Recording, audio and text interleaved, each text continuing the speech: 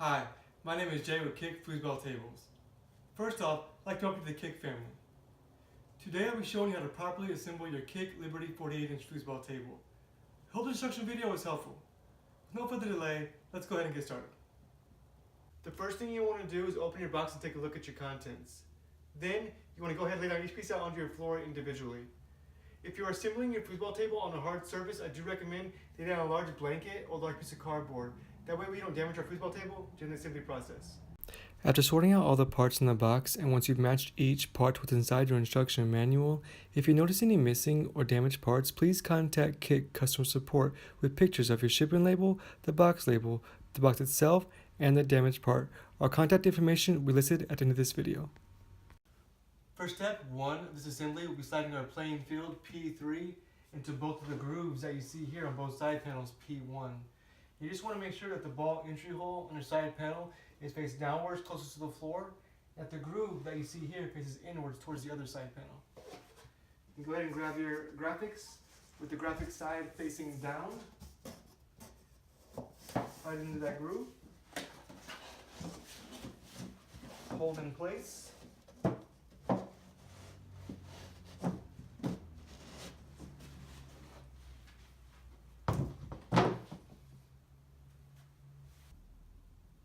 For step 2 of this assembly, we'll be inserting our H9 nut into all the holes on both end panels P2A and end panels P2B. This part's pretty simple. You just want to go ahead and align the hole on the end of the end panel that you see here with the hole on the end of the nut. Then go ahead and insert your nut.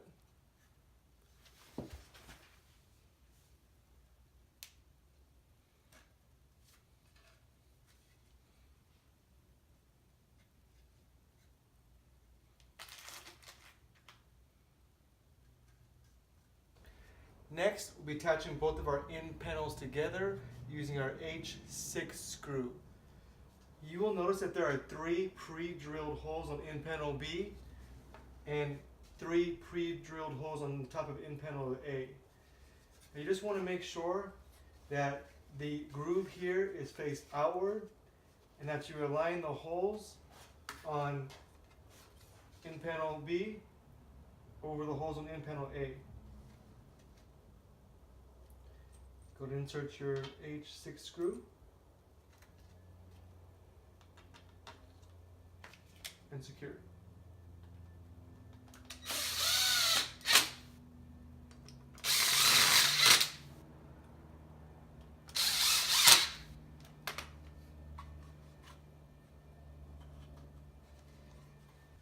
Next, we'll be attaching both of our end panels and all 4 of our legs together using our H1 bolt and our H2 washer. When attaching your end panel to both your side panels, you just want to make sure that you align all 3 of the holes on your end panel to all 3 holes on your side panel. You also want to make sure that the groove that you see here lines up properly to your playing field.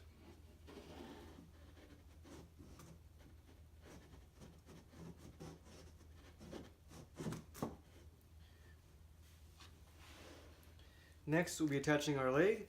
Now, one way to determine that you are adding the correct leg to the correct side of the table is you just want to make sure that you align the 3 holes on your leg to the 3 holes on your side panel. Then go ahead and insert your H1 bolt and your H2 washer.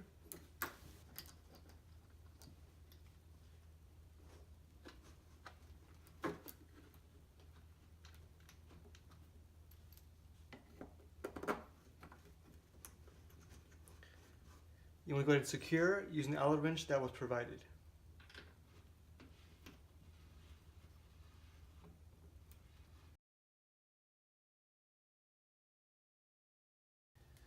For step 3, we'll be inserting our H8 nut into all 4 holes on our 2 support braces P6. This part's pretty simple. You just want to go ahead again and align the hole on the nut to the hole on the end of your support brace. You also want to make sure that the groove that you see there faces outward.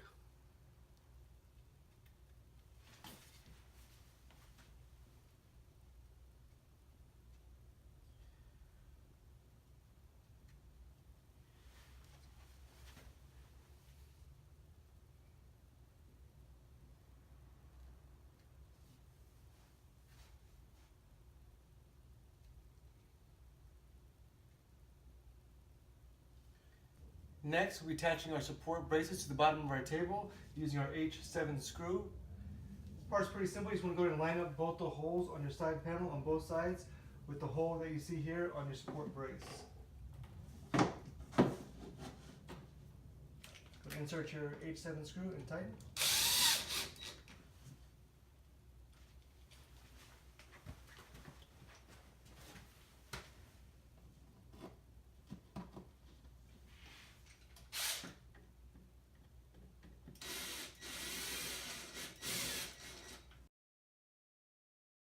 Next, we'll be inserting our H8 nut once again into all 8 holes on our leg panels P5.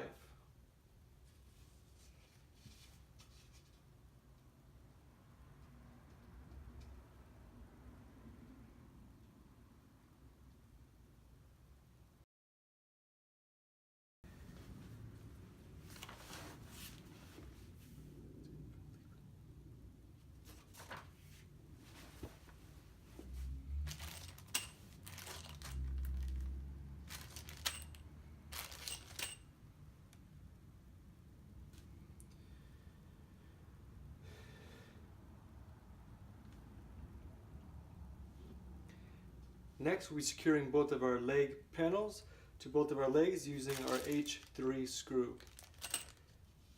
You will notice that there are 2 pre-drilled holes in your leg. You just want to go ahead and line up the leg panel to those 2 holes.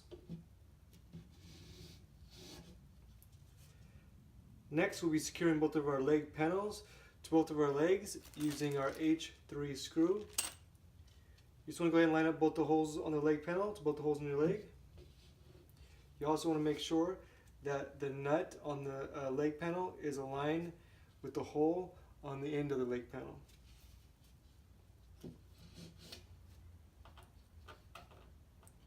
Insert your H3 screw.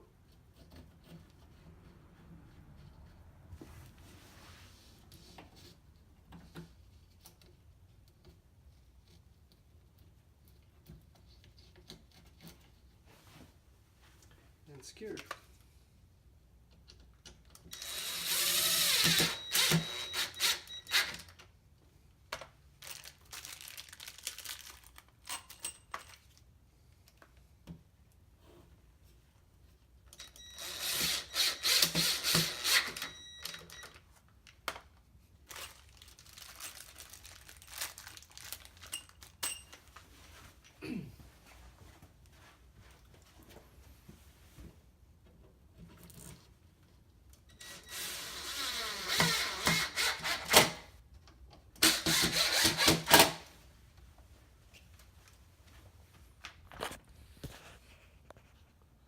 Next, we'll be securing both of our leg panels to both of our legs using our H3 screw.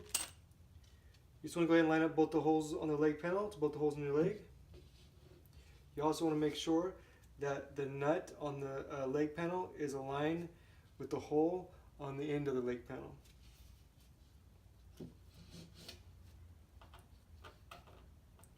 Insert your H3 screw.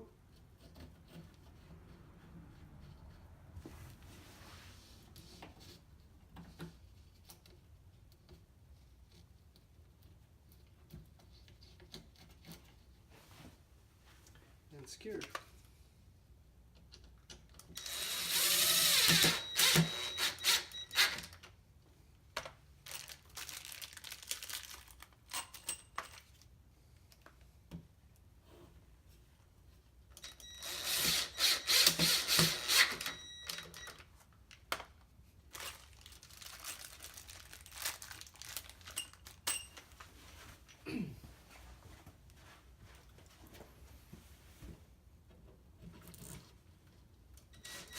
Next, we'll be attaching our leg levelers to the bottom base of each leg. This part's pretty simple. You just want to go ahead and screw down your leg leveler all the way down to the bottom base of your leg. The purpose of these leg levelers is to stabilize your table during play, so that if one side is higher than the other, you can unscrew a couple notches to even out your playing field. Once you've secured all your leg levelers to the bottom base of each leg, we can now move on to the next step in turning over our table. This is a two-person job, so you need some assistance for this part of the assembly. What you want to make sure is that you don't rest the weight of the table on either of the legs. So you just want to turn over the table in one swift full motion so all the legs hit the ground at the same time. After you've had some assistance turning over your table, we're now going to the next step, step 5, inserting all our rods and attaching each player to each rod. The most important part of assembling your foosball table is making sure that all the rods and players are in the right position. So you want to carefully review the diagram, locate an instruction manual prior to inserting your rods. What you want to make sure is that you add the correct amount of players per holes in the rod. You also want to make sure that there's a hole on the correct side of the table where the handles will later go. Before we insert all our rods and attach each player to each rod, I'm going to show you an already assembled table and explain to you the differences between a one-man goalie versus a three-man goalie setup. One-man goalie versus a three-man goalie setup. With this table, we have the option to have either a one-man goalie or a three-man goalie setup. Most beginners and some others prefer a three-man goalie setup because there's more defense around the goal, making it harder to score and giving the user more control over the field. Others prefer a more fast-paced one-man goalie setup. It's completely up to you. To have a one-man goalie setup, instead of having the other two outer men on the goalie rod, you replace them with the 4 black stop rings. Next, you can optionally place the white field lining tape on both sides of the table to prevent any dead spots, if any at all. Then, place the 4 green triangle corner ramps you received on each corner of the playing field. If you'd already applied the field lining tape, you can place the ramps on top of it if you ever want to switch back. But if this is going to be your style of play, then cut the lining tape accordingly so that it does not go under the ramp, or don't install the lining tape at all. Next, secure your ramps using the 4 H11 screws that were provided, and cover the holes using the 4 green plugs. When adding your players to your rods, you want to note that there's a bumper, a washer, then you want to add the correct amount of players per holes in the rod, add another washer, and another bumper. Then complete by sliding through the second hole. Line the player up over the hole in the rod. We'll be securing our players with our C6 bolt and our C7 nut. Part's pretty simple. You just want to go ahead and slide the C6 bolt through the chest of the player. Hold the bolt in place, turn the player around. Add the C7 nut through the back of the player. Hold the nut in place, turn the player around, and secure.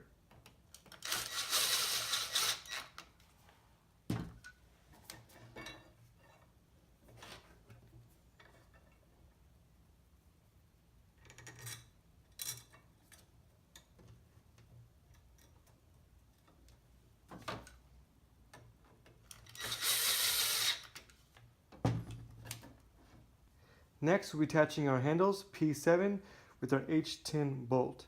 This part's pretty simple. It's going to line up the hole in the handle to the hole in the rod.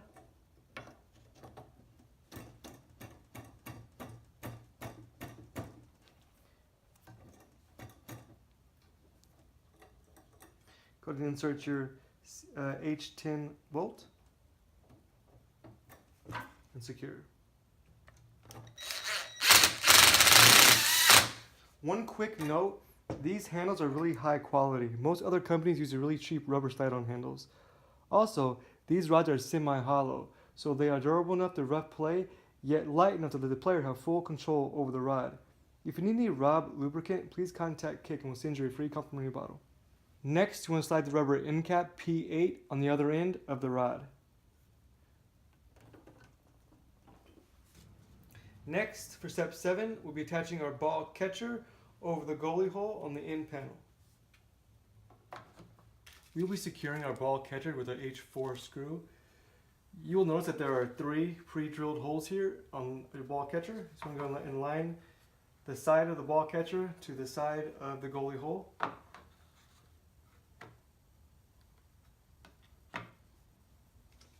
Insert your H4 screw and secure.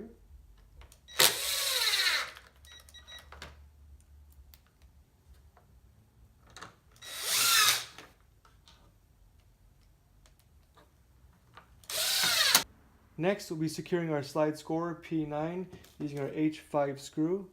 This part's pretty simple, so we're going to line up the slide scorers, the holes in the slide scorer, to the holes over the ball catcher. Insert your H5 screw and secure.